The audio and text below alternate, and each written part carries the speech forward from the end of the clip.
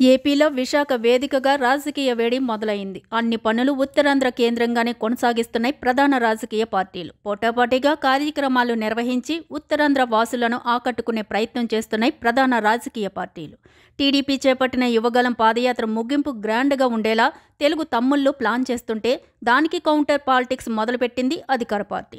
ఎన్నికలకు సమయం దగ్గర పడే కొద్దీ ఉత్తరాంధ్ర వేదికగా జరుగుతున్న రాజకీయం రోజురోజుకి ఆసక్తికరంగా మారింది.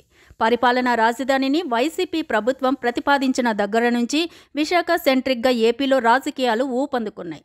సీఎం కార్యాలయం తరలింపు ఆలస్యం అవుతున్నప్పటికీ విశాఖే కాబోయే తరాలకి రాబోయే రాజధాని అంటూ అధికార పార్టీ చేస్తున్న ప్రచారం నేపథ్యంలో రాజకీయంగా విశాఖకి ప్రాధాన్యత పెరిగింది. లేటెస్ట్గా అన్ని రాజకీయ పార్టీలు ఉత్తరాంధ్రలో మోహరించాయి. టీడీపీ ప్రతిష్టాత్మకంగా చేపట్టిన యువగళం పాదయాత్ర ముగింపు దశకు చేరుకుంది. ఆ ముగింపు సభను విశాఖ విజయనగరం జిల్లా సరిహద్దుల్లో నిర్వహించాలని ప్లాన్ చేస్తోంది. ఈ నెల 20న ఆ ముగింపు కార్యక్రమాన్ని ఘనంగా నిర్వహించాలని ఏర్పాట్లు ప్రారంభించింది సైకిల్ పార్టీ.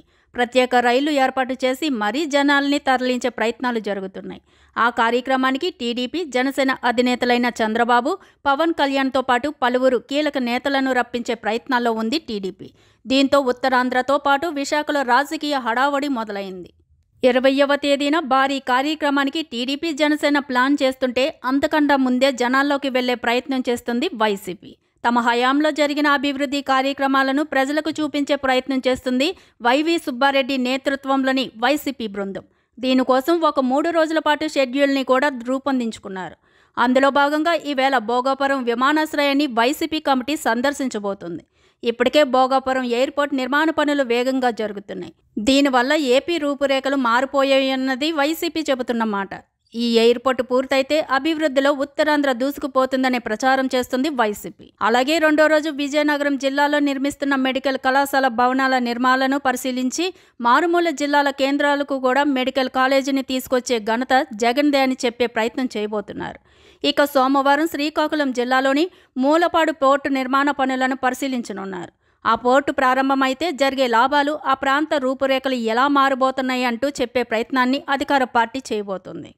ఇటీవలే ఉద్దానంలో స్వజలధార పేరుతో ప్రారంభమైన తాగునీటి పథకం, సూపర్ స్పెషాలిటీ హాస్పిటల్, రీసెర్చ్ సెంటర్ను ప్రభుత్వం ప్రారంభించింది. వాటి ద్వారా ఈ ప్రాంత ప్రజల ఇబ్బందులకి శాశ్వత పరిష్కారం చూపించామని చెబుతుంది వైసీపీ. అలాగే ఉత్తరాంధ్రతో పాటు విశాఖ అభివృద్ధి కోసం ఇప్పటివరకు చేసిన పనులు, చేయబోయే ప్రణాళికలని వివరించబోతున్నారు వైసీపీ నేతలు. తాజాగా విశాఖ లైట్ మెట్రో నిర్మాణానికి కేబినెట్ ఆమోదించింది. అనకాపల్లి నుంచి భోగాపురం వరకు 76.5 కిలోమీటర్ల మేర వివిధ దశల్లో మెట్రో నిర్మాణాన్ని పూర్తి చేసే విధంగా తయారు చేసిన DPRకి కేబినెట్ గ్రీన్ సిగ్నల్ ఇచ్చింది. దీనిని విస్తృతంగా ప్రజల్లోకి తీసుకెళ్లి ఉత్తరాంధ్రలో ప్రతి రచ్చబండ దగ్గర వైసీపీ గురించే చర్చించుకునేలా చేయాలని వైసీపీ ప్లాన్ చేస్తోంది. ఇలా అన్ని రాజకీయాలు ఇప్పుడు ఉత్తరాంధ్ర మీదే ఫోకస్ పెట్టాయి. రాబోయే ఎన్నికల్లో ఇక్కడ ఓటర్లను ప్రసన్నం చేసుకునేందుకు ఇప్పటి నుంచి ఎవరి ప్రయత్నాల్లో వాళ్ళు ఉన్నారు.